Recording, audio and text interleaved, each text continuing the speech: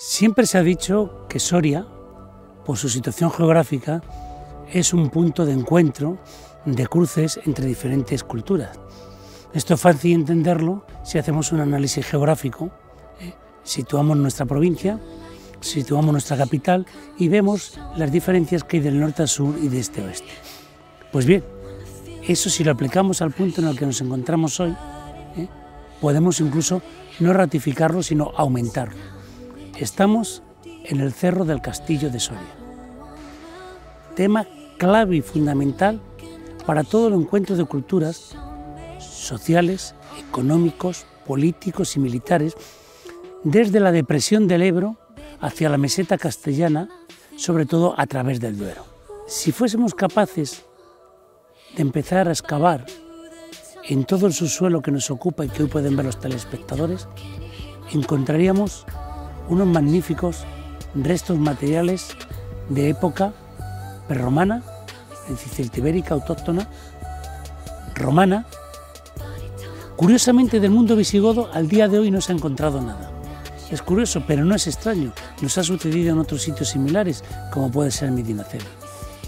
Y sobre todo encontraremos junto al mundo celtibérico una cantidad importante de materiales cristianos, de las tres culturas, por supuesto cristiana, por supuesto musulmana, aunque en menor medida, y del mundo hebreo, del mundo que tenemos popularmente como judíos. Es más, no muy lejos de aquí, en la ladera, podemos ver Nuestra Señora de las Viñas y junto a ella una necrópolis que, según se han podido constatar por excavaciones realizadas hace apenas año y medio, es una necrópolis de cronología hebrea.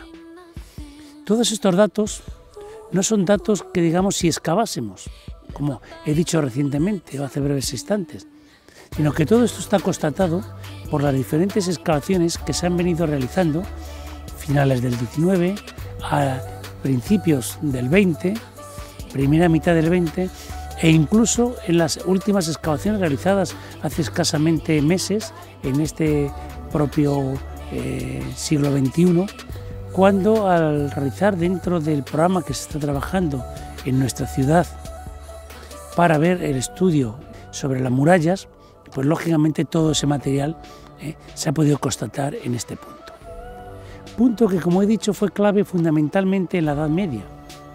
Tenemos el siglo XIII y el siglo XIV, en donde tenemos unos, enfrentamientos entre los propios reinos cristianos, fundamentalmente, y perdón por la reiteración, en estos momentos entre las tierras castellanas y las tierras leonesas, que nos van a permitir ver la significación que tiene este punto. Hasta llegar a un momento que en el siglo XV, pese a tener una autoridad monárquica real, son los diferentes nobles, no solamente de nuestra provincia, sino de los entornos, que pujan por tener la posesión de este castillo. Lamentablemente llega el siglo XVI. Con el siglo XVI la decadencia generalizada de Soria en un primer momento es significativa, y eso que conlleva, pues lógicamente, que si pierde importancia, digamos que estratégica, dentro del mundo político, la ciudad de Soria también lo pierde su castillo y lo pierde este cerro. No sucederá lo mismo a principios del siglo XVIII. En estos momentos empezamos el siglo XVIII y vamos a tener la guerra de secesión o sucesión. Esa guerra que parece que no ha terminado, sobre todo si se lo preguntan a las personas allende de las tierras aragonesas actualmente. Estamos hablando cuando Soria toma partido por los Borbones frente a los Austrias. Y eso lleva a un enfrentamiento con las tierras, no digo catalanas, por una razón muy sencilla, porque Cataluña nunca ha sido un reino, siempre ha sido un condado, pero sí con el mundo de aquella zona que son partidarios de los Austrias. Lógicamente tiene su importancia, ya digo, porque Soria toma partido por los Borbones. Continúa el siglo XVIII y entramos en principios del siglo XIX. Siglo XIX sabemos que la península es tomada por los franceses, los gabachos, como se decía popularmente, y no lo digo en sentido despreciativo, sino en sentido popular. Y así tenemos como prácticamente en marzo de 1808, prácticamente llegan a nuestras tierras. Y en mayo ya han tomado ya han tomado la ciudad y llegan, y aunque parezca mentira, precisamente por ese punto alto, estratégico, que siempre han significado las fortalezas en cualquier territorio, pero fundamentalmente en Castilla, castillos, en nuestras tierras castellanas, los franceses toman esta ciudad y este punto. Curiosamente, el día 13 de octubre de 1808, nuestro ayuntamiento, en pleno, para evitar esos problemas, decide sacar a pública subasta la demolición del castillo. Con esa teoría de que siempre cuando vamos a demoler algo, pues lógicamente obligas a la gente a que baje al llano. Y en este momento, con esa demolición, provocan. También son los momentos en los que han atribuido a una decisión del general Durán de tirar nuestras murallas. El día que hablemos de la muralla veremos cómo no fue así, sino que fue una decisión de las Cortes de Cádiz. Bueno, pues llega esa demolición y ¿qué nos queda? Pues me van a permitir que me gire un poquito y veamos que los que nos quedan son estos testigos.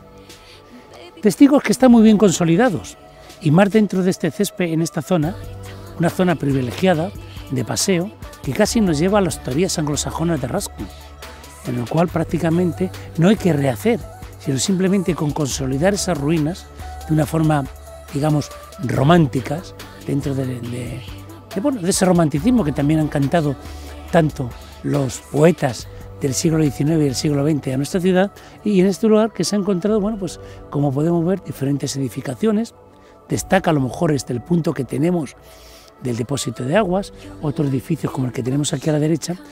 Qué interesante sería utilizar algunos de estos elementos, de estos inmuebles, para que en ellos pudiésemos contar la historia de nuestros castillos. Simplemente un paseo por la raya castellano-portuguesa, en territorios castellanos, Salamanca, Extremadura, o en territorios portugueses, podemos ver perfectamente cómo ahí se cuenta la historia. No tenemos el castillo para utilizarlo y tener una recreación, un centro de interpretación, pero yo sí creo que teniendo, lógicamente, como tenemos, pues por ejemplo, en estos momentos estoy divisando ese magnífico depósito, podría ser un punto muy bonito, muy interesante, pero bueno, eso queda en manos de nuestros gobernantes municipales, y yo creo que sería muy interesante analizarlo, incluso debatirlo, y más en unos momentos como estos, el poder hacer realmente ahí un centro de interpretación para que viésemos los orígenes, fundamentalmente a través de fotografías, de material gráfico, esos materiales celtibéricos que en muchos casos han sido comparados con los propios del yacimiento de Numancia. Y me van a permitir una cosa, que lo diga, porque si lo conocemos, lo vamos a querer, y si lo queremos, lo respetaremos, y trataremos de que esos gamberros o gamberretes mal educados por su padre no vuelvan a hacer los grafitis que están haciendo actualmente en algunos puntos de nuestro patrimonio.